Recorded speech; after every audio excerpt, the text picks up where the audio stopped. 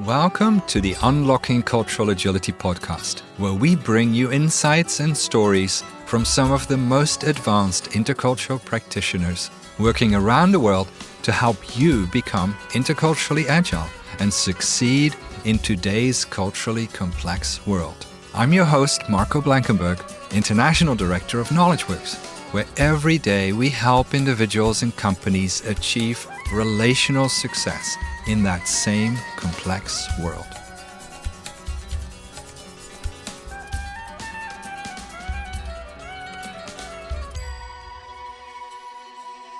Thank you everyone for joining for another episode of Unlocking Cultural Agility. And today I have a very special guest with me, Roberta Saffels, who is currently living in Qatar, Doha. And we got connected a few years ago, and Roberta has been focusing on leadership development with a very special emphasis. And the more I listened to her, the more I had the chance to work with her, the more excited I got about having her tell her story on this podcast. So welcome, Roberta. I really appreciate you making the time.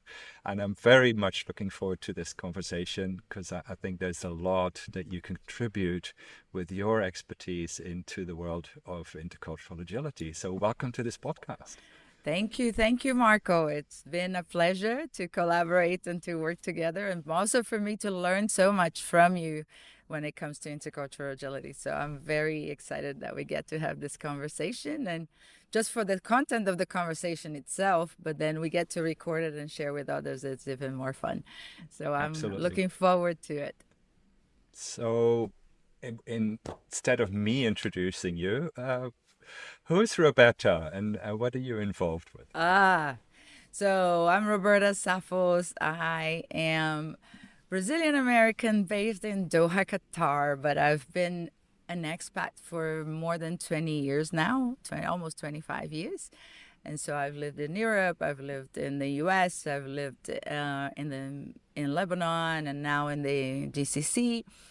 And I absolutely love and I'm fascinated with the whole world of mixing of cultures.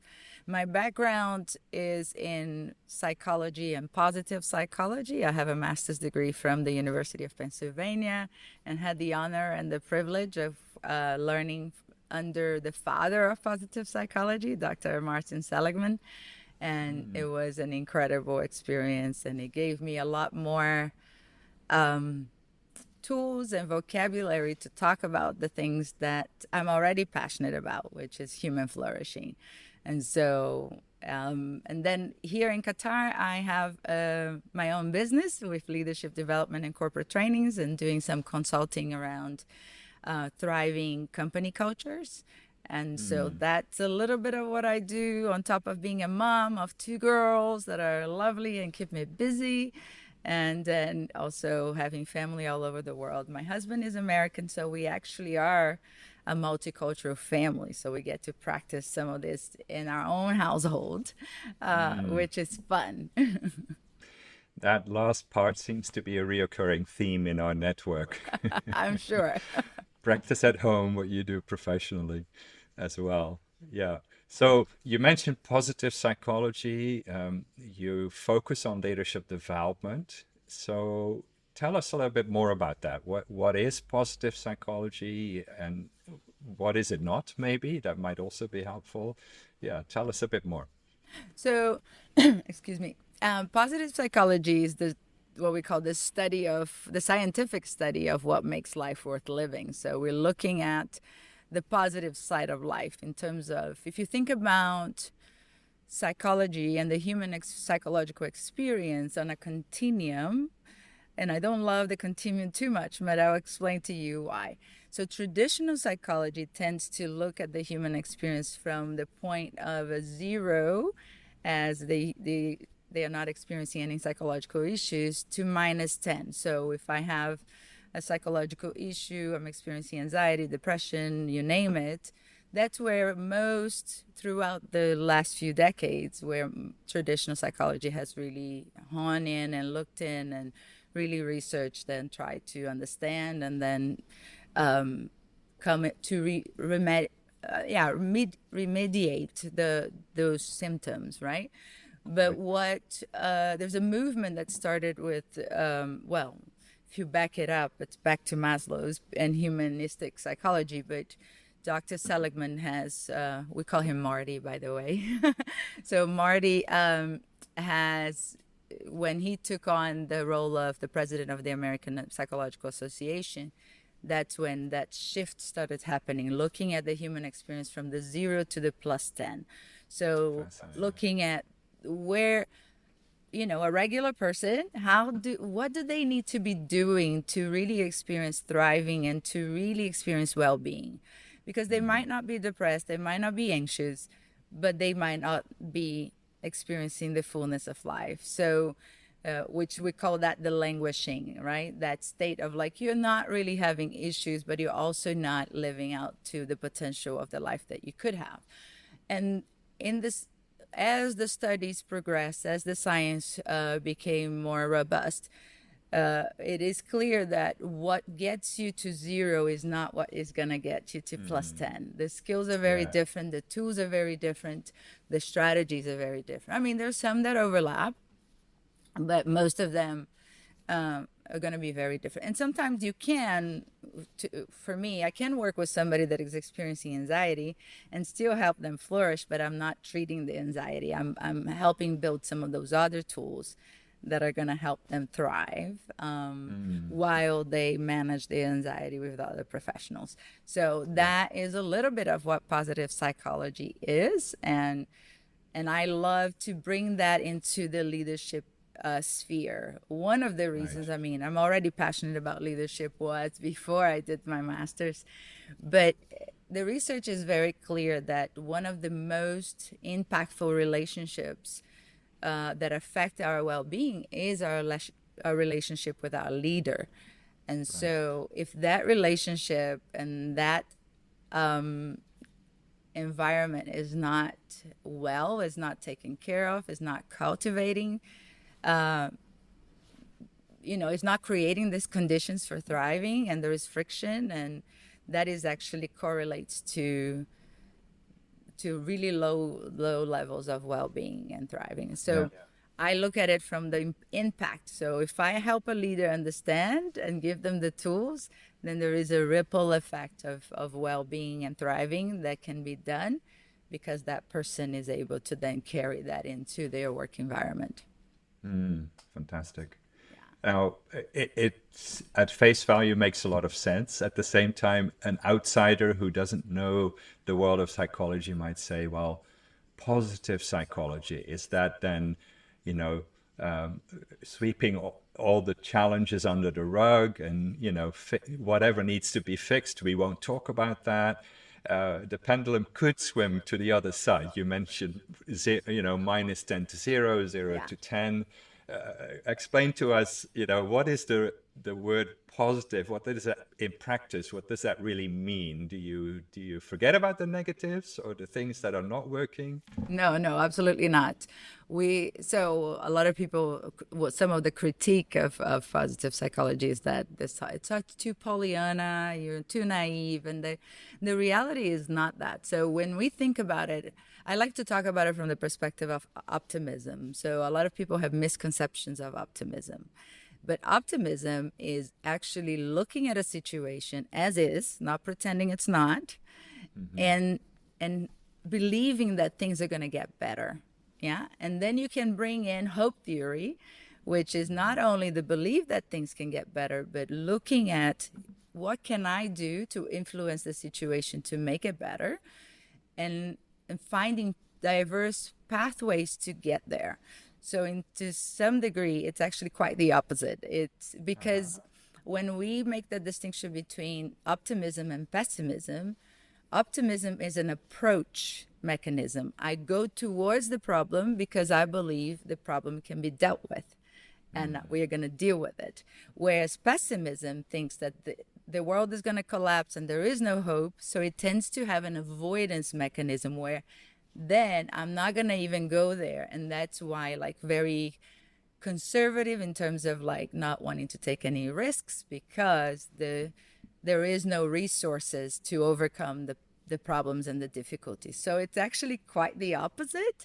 But most people seem to assume that, oh, if you're talking about positive, then only positive vibes. And it's like, it's not about positive vibes. It's an actual robust science, quite scrutinized. And it's really that idea of, I'm going to face the world with a positive outlook in terms of hopefulness. Yeah. So I see the problem, I see the issues, and I'm going to go forward towards solving it rather than just, feeling powerless and hopeless. Yeah, yeah, I like that picture of avoidance versus embracing all that's in front of me and moving forward with it. So how do you then take that into positive leadership? How does that work compared to, let's say, more traditional ways of leadership development? Yeah, so and just to kind of backtrack just a little bit in terms of so positive psychology has studied the human experience, and then naturally a branch of positive, came off from positive psychology going into how do we study those phenomena within organizations, which is what is called, has a terrible name, by the way. It's just positive organizational scholarship is the name of the field. And within POS, we have positive leadership. And so in positive leadership, we look at organizations that are doing exceptionally well. So not only in the typical measures, the typical outcomes that organizations focus on, profit and, growth and all of that. Yes, that we're looking at exceptional results in those areas, but also in terms of retention, engagement. So the full picture. So when an organization is doing super well in all of those spheres, what positive leadership researchers did was to really go in and hone in on those outliers on the positive side to try to understand what are the practices that are creating those types of results and impact. How do we then study it, amplify it, and then multiply it? So how do we learn from those practices? And rather than focusing on trying to get the people that are underperforming to perform it within the average, we're looking at the people that are performing exceptionally well within the same context and environment, learning their strategies and then teaching to everybody. And I like to think about it as a bell curve, right? If I teach the people on the left side of the bell curve how to get to the middle, the bell curve doesn't really change much. But if I take what I learned from the people on the right side of the bell curve to the whole of the bell curve, then the whole bell curve moves forward. And that, I think, is a powerful strategy that positive leadership brings to the workplace as to, yes, we have interventions. Yes, we have tools that we can use. But I honestly start by trying to understand the context, what is already working here, and what are the resources that we already have, and leverage those resources to then try to move that curve towards the right side. And so that it becomes very unique to every group, to every organization, to every team, because it's going to be what they bring to the table and how do we leverage that to then work on some of the things that are not working. We are not going to pretend that problems don't exist, but how do we leverage the tools, the strengths, the strategies that are already in place, rather than trying to, sometimes what I see in organizations is they almost cancel the stuff that is working to try to sort out what's not working, which is a very, very sad strategy, because they're like, you just took all of your resources and it's not strategic at all. We call that the infinity loop of organizational development. And that I think is where I do a distinctive, because I don't come in trying to find problems, or in some cases for consultants invent problems, right? They come up with a problem, they urgency. I'm looking for what is right and how do we amplify that, and how do we spread that throughout the organization so it's a much more positive experience overall. So to me, it totally makes sense what you're saying, but it would be helpful, I think, just to get an example, either from your coaching or from the way you've engaged with organizations. Can you think of a So recent example? yeah, let me tell you a story about. So when I was doing my master's, I decided to actually do a research. I didn't have to, but I wanted to do a research here in Qatar, and so I studied Qatari leaders, which traditionally are quite criticized by the expat community because I think majorly because there is a cultural misunderstanding personally. But to me, I didn't buy into the whole idea of like what I was hearing from people because I was like, if that's all they are, how did they build this country? And I mean, Qatar is amazing, extremely developed. I mean, I'm a big fan. And so I went in with that, appreciative lenses, trying to understand what are the positive traits of Qatari leaders.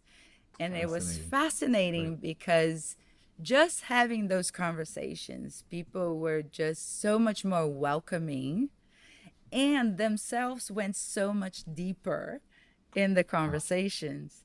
So one of the engagements I did with a startup here after the research, I decided to kind of use that same approach and started by I was working with this C level and I wanted to really map out the strengths. So I started with what we called appreciative dialogues, in which we met with each one of the leaders for an hour and a half. And all we did was to talk about what was working, what were they proud of, what were their examples of things that were really exceptional.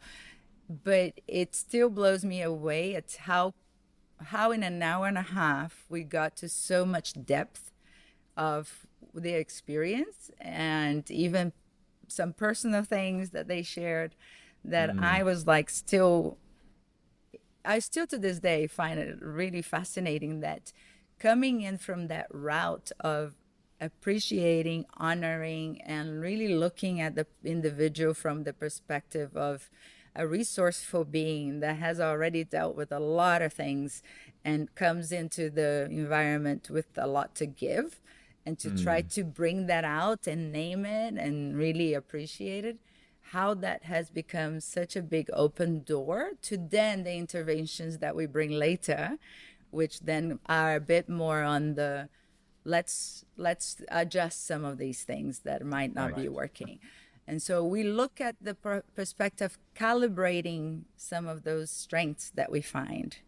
What I like to tell is like oftentimes, and I know you've seen this in your experience too, Marco, but you have a leader that is very passionate, for example, and they can come across quite pushy and demanding. And so, and to ask them to not be more passionate, they're passionate. That's beautiful. That's part of what they Yeah. bring to the table. But like, help them calibrate that passion so that they can then really engage with the people. So I look at calibrating strengths more than fixing weaknesses because we actually tend to do a lot more damage with an overuse of a strength than we do with our weakness. So that's a lot of my work to really look at the leaders and say, okay, what is the strength behind this behavior that maybe the team is struggling with, or of the differences within the team, and looking at the strength behind each of the individuals and what they're bringing, and then help them see that as something that they can build on each other, but also keep each other accountable when it comes to overuse of those strengths and how that can kind of get in the way. And to this day, the beautiful thing about this startup that still work with them on a regular basis is people still remember those conversations and they That's still beautiful. feel empowered by those conversations, which is to me, I mean, amazing. Yeah, we'll come back to it, but it aligns very much with what we call the three colors of worldview litmus test. So you're doing right by people, you're honoring people, and you create empowering, life-giving conversations with them. So we got to know each other a few years back now, and then you decided to join the Intercultural Intelligence certification. You already have an impressive academic uh, and professional resume. So what motivated you to join the certification? I think from having lived overseas for so long and have, worked with this language of multiculturalism and having some understanding of what it is and what the differences that people bring, I realized that I assumed everybody was immersed in those languages and in those understandings. And to my surprise, when I started really digging, like in my context, people don't talk about it. And even when they talk about it, they talk about it in general terms. Oh, Indians are like this, Americans are like this. And it's like, that is such a poor expression of the individual experience. Like if you're going to compare me to every Brazilian or the average Brazilian, it's going to be a big misrepresentation of who I am. Yeah. Because I am Brazilian from my background, but I lived 10 years in the US. I lived in the Middle East. I've been all over the place. I'm no longer, if I ever was, that, average. And so Yeah. realizing that leaders don't have the language to be able to organize in their heads those differences. So then they become Right. quite binary in terms of what's right and what's wrong. And they can't really understand nuance of, this is a perspective, that's a perspective, and both perspectives are valid. And how do we find that place where we both understand each other, or that I can then interpret what's going on accurately? Because if I'm only interpreting from my cultural lenses, I am most often misinterpreting what's going on, misperceiving the reality. And so for me, I wanted to be equipped with not just my own knowledge, but to be able to pass this on to other people. Because it's like, for me, I think of the cultural agility. I've told you several times. It's like, I think it needs to be like a second language. I think about it in terms of second language. I need to be able to speak that language to be able to then create those environments where everybody can thrive. Because if I don't speak the language of my people, the people that I'm leading, then I'm not going to connect to the core of who they are for them to actually be able to bring that. Right. In terms of feeling, a sense of dignity and honor and feeling appreciated and valued. I need to be able to speak. For my own sake, I need to be able to make sense of it. But then as I'm leading others, I need to be able to then understand where they're coming from and how to create that third culture space where we all can coexist and bring our best to the surface. And so for me, it was very much like, how do I learn to equip others with that and speak that language? And so I've learned a lot myself that I thought I already knew. And then I realized that there is so much there that we can bring to leaders. And honestly, not only in multicultural environments per se. I think like when I think about my 10 years in America, I think about some of those racial tensions that are there, and the minorities, and with the minorities, sometimes it's clear there are some cultural differences, but when it comes, especially with racial tensions, I remember telling my friends, I'm like, I think what you're talking about is a cultural difference. Right. And I think the language of culture in those spaces, which would be much more helpful and much more productive than trying to mix with racial tensions and history that kind of brings a baggage to the conversation. Whereas when we're talking about culture, it's I feel like it doesn't have the same baggage and like history, the ability to actually negotiate some of those things. It's there. You're raising some really good points there. That last point you mentioned about, sometimes, although we might carry the same passport, what's between us could be a cultural issue. I still remember we're working now for a number of years with an NGO in the US who's focused on youth at risk, typically in bigger cities. There are over 50 locations. And I still remember when the leadership team, after a number of sessions, they stopped and they said, we now realize that all these years, the work that we do with young people in the cities is actually intercultural work. And that was a huge paradigm shift for them. They fully embraced the ICI approach, and it really has helped them to think about how they engage with young people, their families, the neighborhoods, etc., in a more interculturally agile way. And the other thing that you mentioned just now is you're an experienced intercultural person, you know. So, and we've seen that with our ICI certifications. The average amount of experience that people have is over 20 years typically. So it's not about how much experience you have, but one of our practitioners, Chris O'Shaughnessy, he always says, what learning to explain the why and transfer the skill in a systematic way is what ICI brings to what you intuitively already do well. So I always compare it to, I'm not a golf player, but I barely know what to do with on the golf course.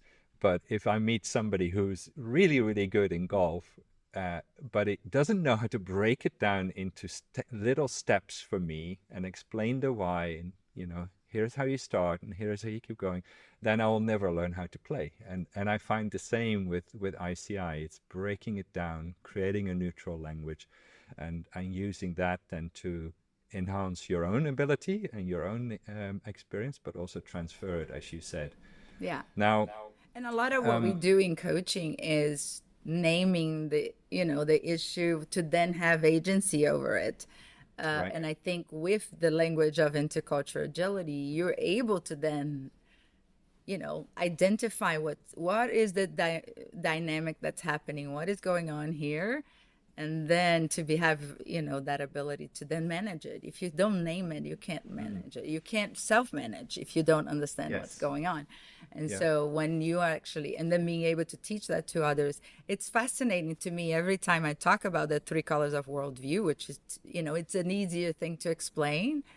Yeah. Everybody's like, it's like a light bulb goes off and they go, I want to know more. Last night, I was talking to a friend who is in the big events management, so Olympics, World Cup, and all of that.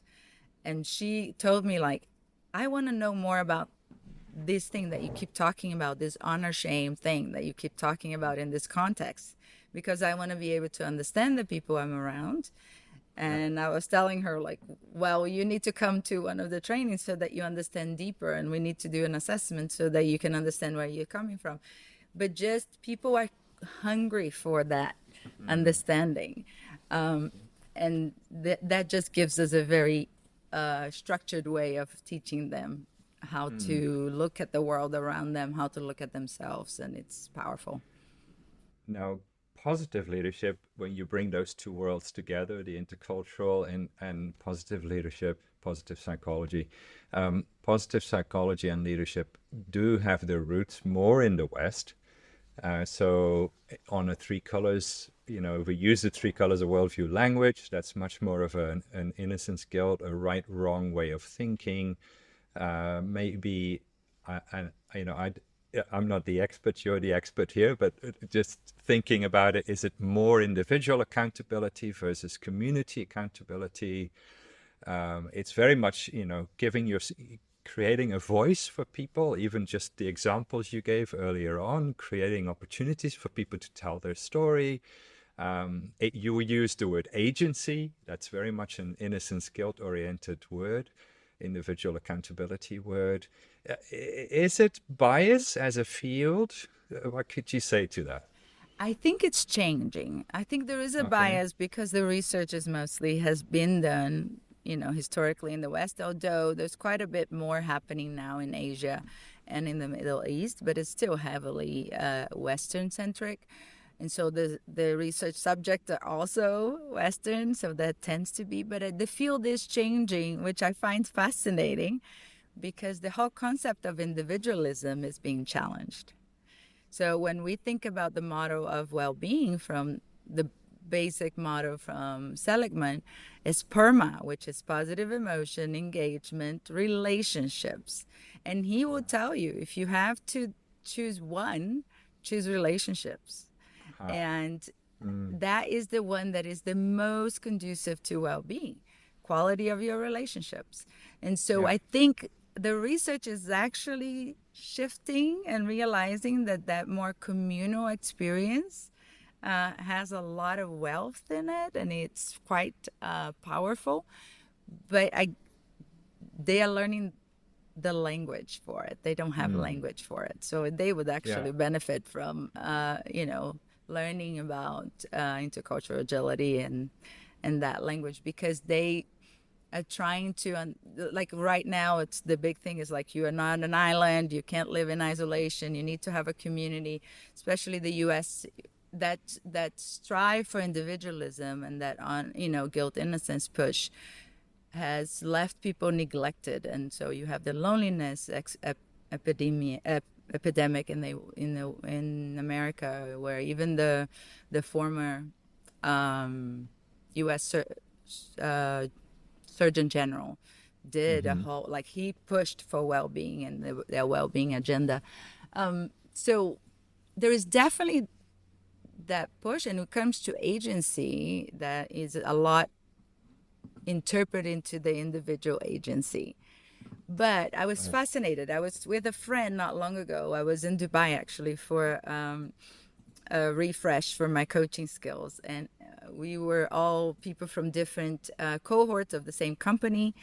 And I was talking to somebody from Afghanistan that does the work in Afghanistan and leads and coaches some of their leaders there. And she was describing this Afghani leader coming to her and saying, I want to work on becoming a person of integrity. And then they're, exploring the different things that this person could do. And of course, she's very aware of the gender dynamic, the cultural dynamic, and, the whole idea of agency and community as the center of the unit of the functioning of the society. But then he talked about, well, maybe I can sit at the end of the day and reflect on my day and reflect on how did I act with integrity, where did I act with integrity, and where I didn't act with integrity. And I thought it was fascinating because this is a person that in that context is very much like under the paternal, guidance, where the father's going to tell them what to do and what career to pursue and what is good and what's right. But with a little bit of agency in terms of like, I can do a reflection of how I behaved and how I can behave differently. And so I think that little bit of agency is quite powerful, because then again goes back to the theory, the hope theory, where you're looking at the situation, be it I want to become more a person of integrity, I want to solve this particular problem, but then what can I do in my sphere of control and influence, and how do I then change what I can do, rather than be expecting the rest of the world to change for me, but not thinking that in isolation, but within my context. And you're already alluding to some of the challenges when you bring an approach like positive leadership into a variety of cultural contexts. And what comes to mind is the idea of, what does vulnerability look like? What is strength considered, especially as a leader? When are you practicing something new and it's perceived as weakness, or the way you might use humor, or even go further, sarcasm, for instance. So there's all these approaches. I still remember introducing co-creating solutions to a leader, saying, don't come with the solution, just facilitate the conversation with your team to find the solution together. And he said to me, I can't do that. They're gonna look upon me as incompetent or weak. I have to come with the solution. And it took a while for him to get to the point where he could hold back his ideas and be more coach-like and in creating that conversation. So, what is your experience as you bring this? How does the ICI framework help you bring it in a more appropriate way or more culturally agile way? Do you have any examples of that? So I look at so some of the leaders I work with are of course very Qatari, traditionally Qatari, and usually rather than being prescriptive, I ask them, where have you seen that work best? So to try to tap into their own cultural experience rather than introducing something very foreign. And that's where my ICI perception comes in, because I'm looking at resources, but I'm looking at the resources within the context of the culture, not just in the context of the individual, because it is a communal culture, because they're looking at examples and models from within. And so I ask, like, where have you seen a collaborative decision being made, and how did that leader come about, and did it threaten their leadership? Because of course that is often the case. They ask, so they're expecting me to have an answer, and if I don't have an answer, then they're going to think I'm incompetent, or they're not going to respect me. And then helping them think about how can they prime the conversation to then be able to say, hey, I do have an answer, but I want to hear that maybe you have other ideas that I can consider. And so to help them realize, it's like you can. So you asked about vulnerability in all of that. And I think helping them understand what is it that they're thinking is often a starting point, because then we can then look into, okay, how do you then show up, share what you need to share, without feeling like you became weak in front of people. And so really respecting those real threats for them, because like one of the things I understood, so when I worked at one of the hospital networks here, the fear that people had was that it wasn't safe for them to be vulnerable, to be honest, to show that they didn't know.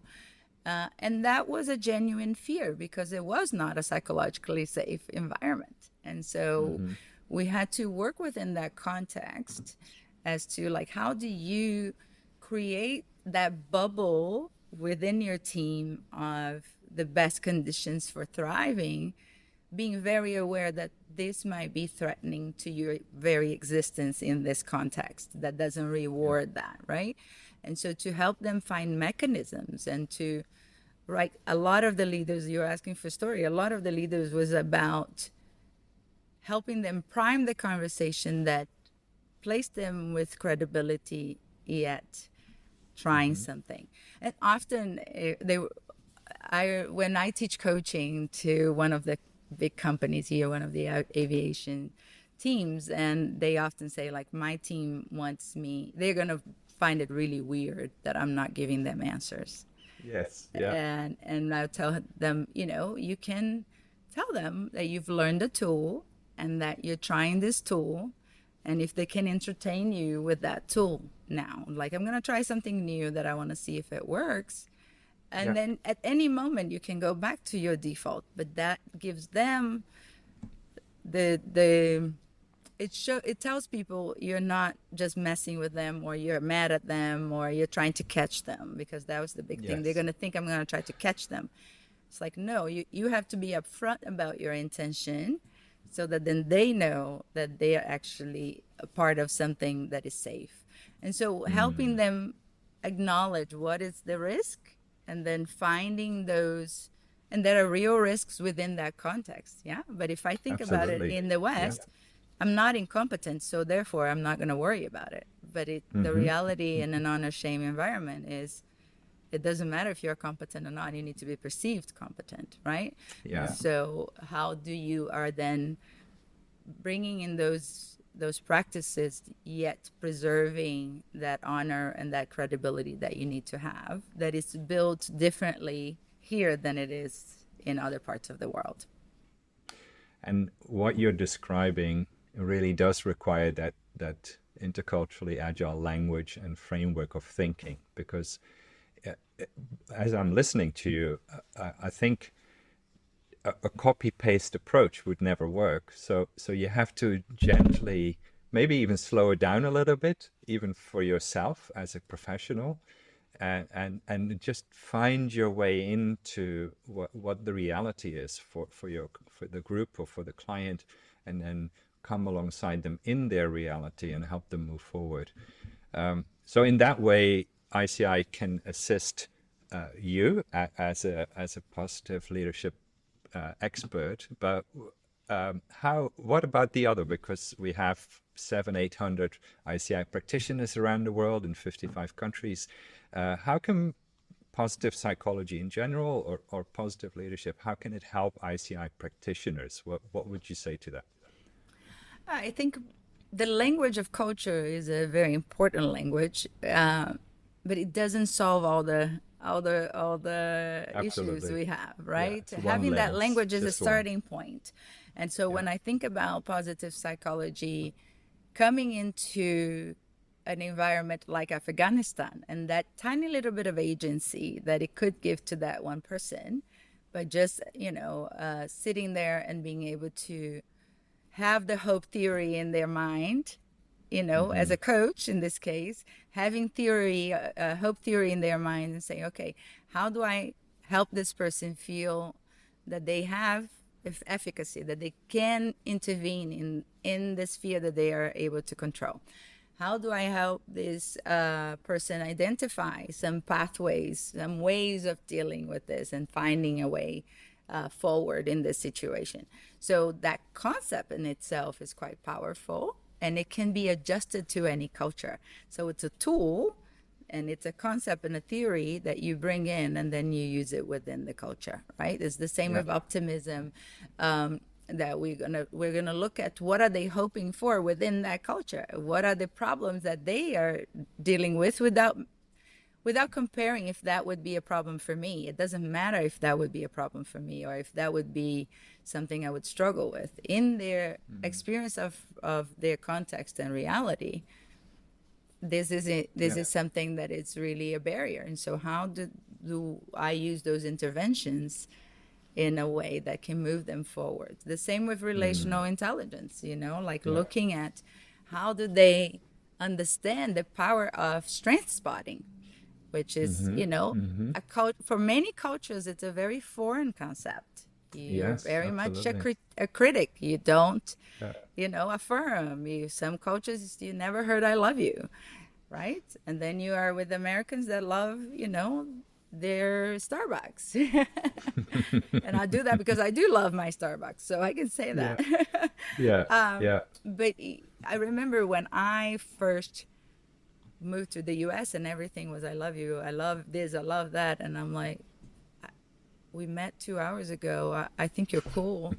I can't quite say that I love you because, to me, love is such a weighty word.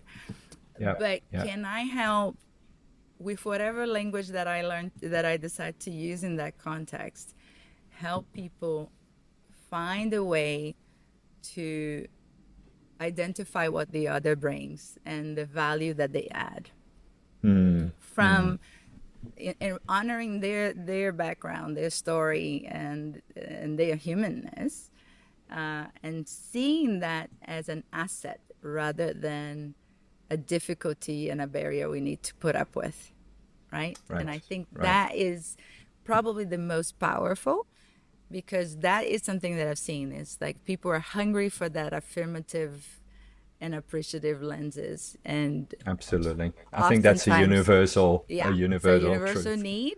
But even in the West, I see you sometimes have a lot of flattery, but not the deep, like, I see you, right? I see you. I see what you bring, and I highlight it and I talk about it.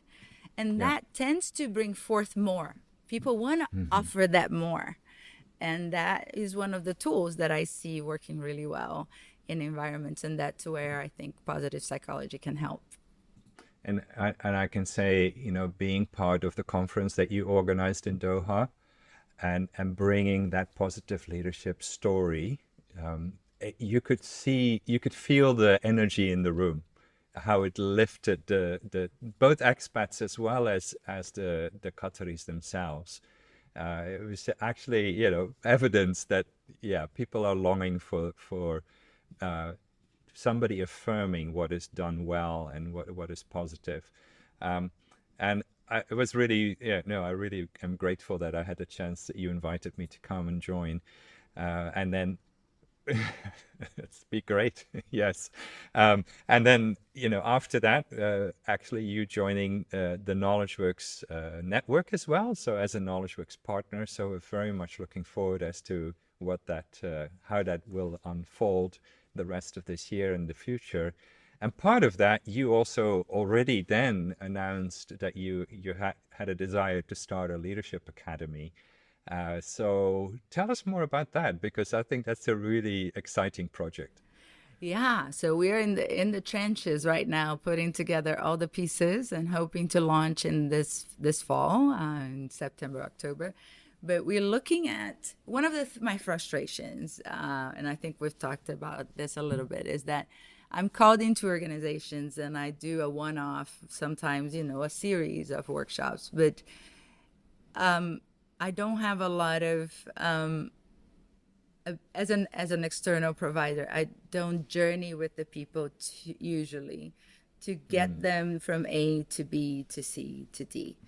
And so, in realizing that the impact of this, of positive psychology and positive leadership comes in helping people really wrestle with things and then try again and try again. So we're looking at a curriculum that is like a 12-week long curriculum where we're going to meet once a month for a full day, and then 2 weekly encounters where we're going to do a journey in, and actually we are looking at leader formation more than leadership development.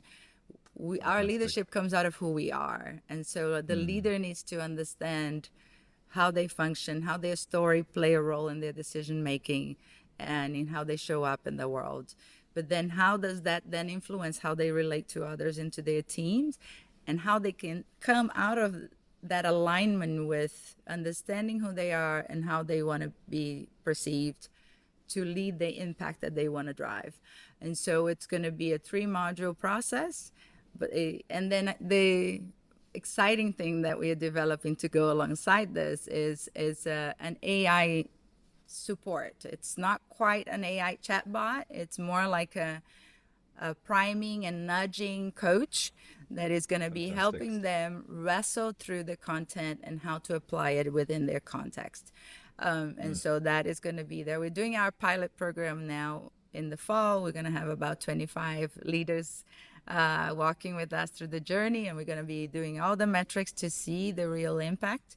But we're quite hopeful that this not only is going to provide the leaders solid foundation, but also is going to generate quite a bit of results for the organization.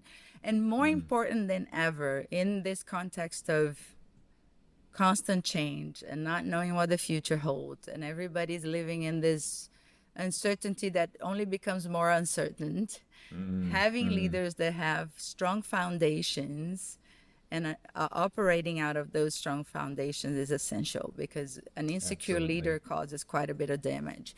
And so we want to build that security.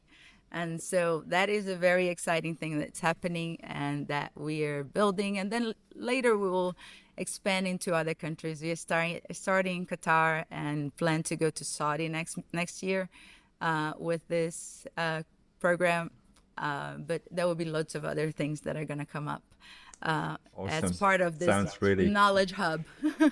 Sounds really exciting and necessary, like you said, a journey approach to working with leaders. Yeah, and bringing the intercultural agility, that is so the foundational pieces for us in this journey, we were just finishing writing the curriculum, is the cultural intelligence and the emotional intelligence. For us, it goes hand in hand. Without that base of language, then you can't engage as deeply. So we want to make sure the leaders leave not only with an ability to understand their we want them to understand their cultural being and how that also plays a role, and how the cultural element plays a role in the dynamics that they're leading, and how does that influence the impact they're creating within the organization, because it goes from the micro to the macro. And so we need to help them understand that and then scale that as well. So I could have talked for hours. No, it's fantastic. This is really exciting. And if people are in the region, or specifically if they live in Qatar or Saudi, or any of the other countries in the Gulf, how do they get in contact with you? We will share contact information in the notes, as we always do, but how do they connect with you, Roberta? Yeah, they can reach out to me on LinkedIn, Roberta Saffels on LinkedIn, or, we have a website, robertasaffels.com. And those are probably the easiest channel. I have a YouTube channel where, if you are curious about the summit that we did last year where Marco was there, those videos are up. You can watch them and you can see a little bit more about what we do. And in that context, it's going to get stronger as we go. And then, those are probably the easiest ways to get in touch. Well, as you said, we could talk for hours about this subject. But thank you so much. I'm very excited about our partnership and the way, what's the fancy word, convergence starts to happen, when different disciplines, different perspectives come together. And I can definitely see that as even as we're having the conversation today. So thank you so much for joining. Thank you, Marco. It was a pleasure. Always an honor. It was a pleasure. And we will do the reverse. I want you on our podcast when we launch that in just a couple of months. Put me on the list. Count me in. For sure. So thank you, Roberta. And for our listeners, as we actually have, we've just done some analysis on how the podcast is doing, and we're actually doing very well within the business context, but we also need your help. So whatever channel you might have listened to this podcast, please, give us a thumbs up or a like, or if the platform allows, please write a little review. That will really help us to spread the podcast far and wide. And of course, send a share link to people in your network who might benefit from listening to podcasts like the one Roberta and I just recorded. Thank you so much for joining us for this episode of the Cultural Agility Podcast. If you enjoyed today's episode, share it with someone. The best way to help us out is by leaving a review on your favorite podcast app or channel, or forward and recommend this podcast to people around you. If any of the topics we discussed today intrigue you, you'll find links to articles discussing them in greater depth in the podcast notes. If you'd like to learn more about getting certified in intercultural intelligence and how you can become more interculturally agile, you can find more information and hundreds of articles at KnowledgeWorkx.com. A special thanks to Jason Carter for composing the music on this podcast, and to the whole KnowledgeWorkx team for making this podcast a success. Thank you, Shelley Reinhardt, Rajita Raj, Nita Rodriguez, Karen Condon, and special thanks to Marco Blankenburgh for audio production, Rosalind Raj for scheduling, and Caleb Strauss for helping produce this podcast.